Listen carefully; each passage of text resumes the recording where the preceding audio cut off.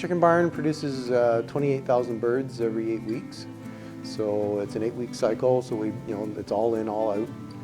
Bring in 28,000 chicks, and then in 5 weeks and a bit they ship out for the abattoir, and then we clean up, wash the barn, get it spotless, and then start over again, put the bedding down, readjust the equipment, and away we go. You remove the bedding after every batch. The barn is, the manure is taken out, the bedding's taken out, the floor is, anything that's stuck on the floor is scraped off. We dust it with a power blower, like a leaf blower that we wear on our back. We dust everything, sweep the floors, clean it one end to the other, out, and then we come in and disinfect, where we take the pressure washer and we apply disinfectant to the ceiling, the walls, the floors, the equipment. Everything gets washed.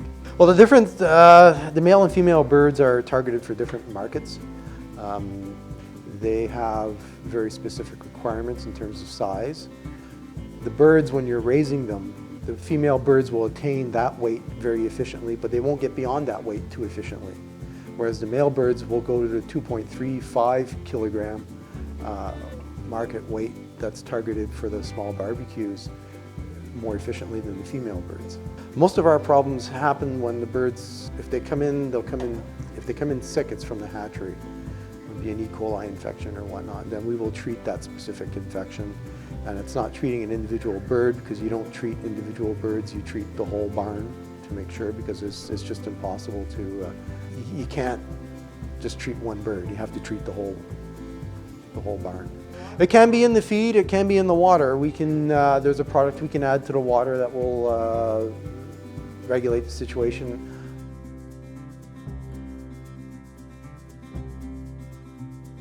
Yeah, well, as in the dairy and the egg industry, the meat chickens has a quota system, which is a supply management system.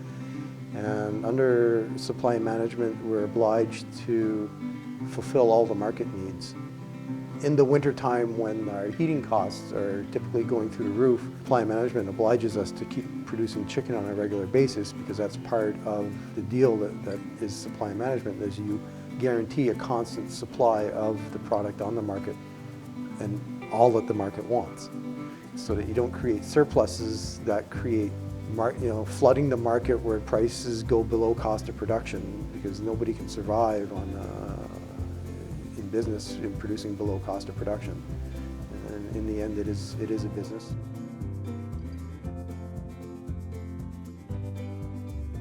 At the end of the day, the technology helps us be better producers.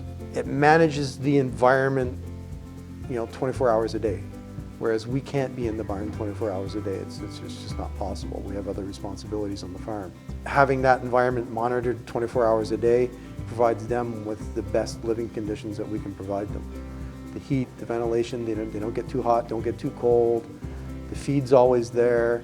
The system is set up that if there's a problem, there's an alarm that goes off and it alerts us, so we come in and look at it.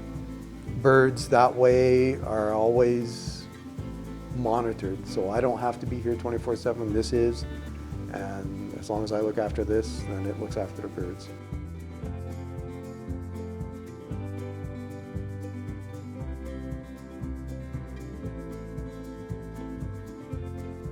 Well, we have a HACCP protocol that now all chicken farms have to be certified HACCP. You have to go through an audit process where they verify the paperwork. When I get a feed delivery, I have to take my delivery bill and circle or underline and sign it in certain areas. So I have to note the barn. The barn has like a license plate on, a license number. And this barn is 1886, so on barn 1886, feed bin number 1 gets delivered 5 ton. Well, I circle that to indicate that I've taken note that I got 5 ton of feed on this day. I have to circle or underline any of the medications that we get if they're in the feed, and their withdrawal periods, to prove that I have noticed that that's in the feed and this is the withdrawal period. So it's basically a little bit of monitoring there. The protocol for visitors, I register for visitors who's been in and out. the inspectors, when they come, like they have their special boots that they wear, their coveralls, hair nets, hand sanitizer and stuff like that.